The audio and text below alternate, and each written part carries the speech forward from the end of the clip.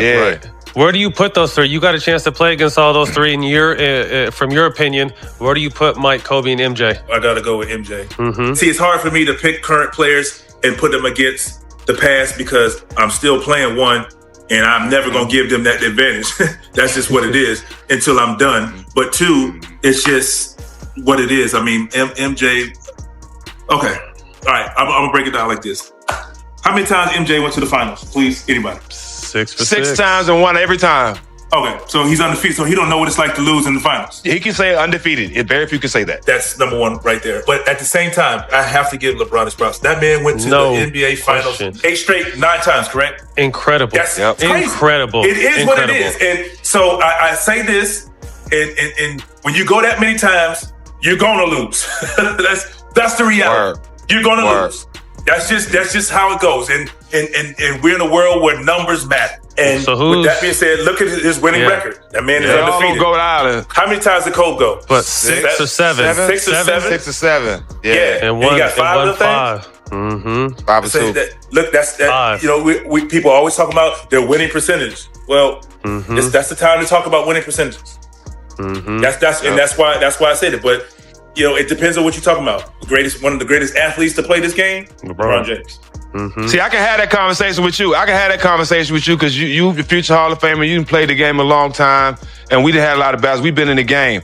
But when there's people that really don't understand the game, I just leave it at they're all on Goat Island, and none of us is invited. I'm going to leave it at that. No, and you know what? That's well said. That's well said. And that's what I said, because you're going to always ruffle feathers. If you're a diehard Bron fan, you think it's disrespect when you say otherwise about him, Cole, and Mike. So that's just, it's going to be an ongoing battle because unless they ever played against each other. Just imagine them playing against each other. Whew. So for the record, you got MJ, Kobe, and then LeBron? Yeah. Can LeBron, in your opinion, with LeBron's maybe 2-3 years left, maybe 4, does he have an opportunity in your mind to possibly jump Kobe? He has an opportunity. I mean, and it's just gonna be based off of what he gets done. But like I said, he gets to the finals again. I mean, you're just gonna give him more credit. Now 10 times in the final. Like, this is insane. Like, he got to the finals double digit.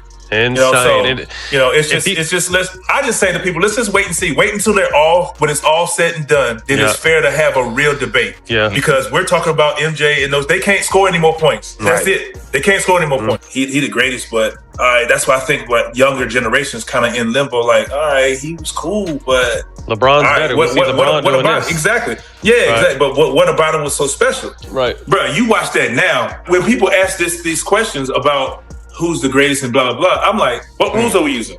Because if you put some of the players and stars of today in that era with hand checking and the physicality and what is considered a flagrant now, who survived? I don't care how good they is right now. It's a whole different ball game, bro. With somebody holding on your shorts the whole way to the basket. Legal. And it's legal. Come on, man. When you run through the paint and you can get bumped, it's different. And that's my argument with people. It's like, it ain't no disrespect to anybody because they're all great. And you're going to argue back and forth and everybody's going to have their opinion. But I'm saying, which rules are we using? Because when you say, if you say we're using today's rules, okay, well then take Michael Jordan, who's battered and bruised and getting fucked up every time he was running around off a screen through the paint, and put him in the rules today. Then what you can't touch it. Averaging 45. And that's my argument. And it's no disrespect to any of these guys. He was averaging 30 back then, though. That's my point. Whatever you say, you're going to ruffle feathers, and that's cool. But I got the opportunity to play against Michael Jordan, Kobe Bryant, and LeBron James. So I've got to see all of them in their element. Not obviously I didn't play against prime Mike, but Mike was pretty damn good at 40. He was still good then. That man scored 50 points at 40. There's a certain truth the numbers will never capture, one that stats, debates, and metrics fail to measure. It's not admiration, not respect, but pure fear, the kind that settles in your spine before the opening tip. Picture it. You've sacrificed everything, lived in the gym, earned your place on that hardwood. Then the lights dim, the sneakers echo, and out of the tunnel steps number 23, Michael Jordan. He doesn't talk. He doesn't pose. He doesn't need to stare you down. One brief glance is enough to tell you the court no longer belongs to you. In that moment, you're not competing to win. You're competing to survive. As Vince Carter once said, the NBA of the 80s and 90s wasn't a show reel. It was a battlefield. Back then, elbows were fair game. Hand-checking was part of the rulebook, and what we now call a cheap shot was simply described as strong defense. In that unforgiving era, Michael Jordan didn't just compete. He turned the league's physicality into a weapon, converting every ounce of pain into fear for whoever stood in front of him. 6 finals trips, 6 championships, no meltdowns, no hesitation, no mercy. While other legends cracked under the spotlight, Jordan never took a single step back. That's not just dominance. That's immortality, a throne only he has ever sat on. And the fear he created wasn't confined to game time. It seeped into locker rooms, pre-game meetings, and the minds of defenders who couldn't even hold his gaze at the free throw line. Coaches abandoned entire strategies once they saw what was coming. Because Jordan's greatest weapon wasn't just the ball in his hands, it was the invisible pressure he carried with him into every building, forcing entire teams to fold before the game even began. You can argue stats, rings, and longevity forever, but here's the truth. No one in basketball history ever made an entire league shake the way Michael Jordan did, and that's the gulf between being a superstar and becoming a legend. Fear in sports isn't just a feeling, it's a weapon that changes outcomes before the ball even goes up, and no one wielded that power better than Jordan, whose opponents didn't just face a player, they faced a storm announcing, "I'm here, and your season ends tonight." Every glance, every dribble, every breath carried more weight than the scoreboard itself, and countless players have admitted they weren't trying to beat him, they were simply trying to survive him. Just look back at Cleveland in 1989 during the shot. The Cavs had home court energy, momentum, and every advantage you could ask for, yet everyone in that arena already sensed the truth as the clock ticked down. Craig Ello played perfect defense, but it didn't matter, because Jordan would rise, Jordan would score, and Jordan would tear out the heart of an entire franchise with one impossible moment. That wrist flick wasn't just a game winner, it was a message to the entire league. When the moment gets big, I own it. Then came the Detroit Pistons, the bad boys, the league's enforcers who didn't just aim to beat Jordan, they wanted to break him. They hammered him with elbows, knocked him to the floor, hit him with fists and forearms every time he dared to attack the rim. They hunted him like prey. But the prey evolved. Jordan rebuilt his body, strengthened his mindset, and returned as something far beyond the player they once battered. When the Pistons stared into his eyes after that transformation, they saw no fear, no hesitation, no weakness, only a predator stalking the hunters. That's the core of who Jordan was. Pain never defeated him, it refined him.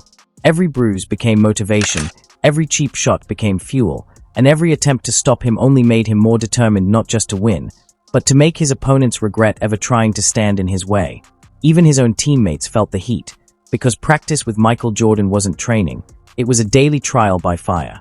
He pushed everyone to their limits, breaking them down only to rebuild them into something tougher, sharper, and unshakable. Anyone who backed down was swallowed whole, and anyone who stood firm was pushed even harder. By the time the Bulls stepped onto the floor, they weren't just prepared, they were battle-hardened. Craig Hodges once summed it up perfectly. Guarding Jordan felt like standing in the path of a storm, with his speed, precision, and non-stop aggression hitting you from every direction. That's what made opponents crack. Not the idea that he might beat them, but the realization that their absolute best still wouldn't be enough. It was a psychological edge no other superstar has ever truly matched. LeBron earns respect, Kobe demanded it, but Jordan triggered something deeper, raw, primal fear that changed game plans, froze defenders, and crushed entire franchises under the weight of one man's presence. Jordan didn't just play the game. He mastered the art of turning fear into a tool, and once that fear swung in his favor, opponents weren't hoping to win anymore. They were hoping to survive. That's why the era matters so much. Vince Carter once asked, "What rules are we playing under?" Because the era completely changes the story.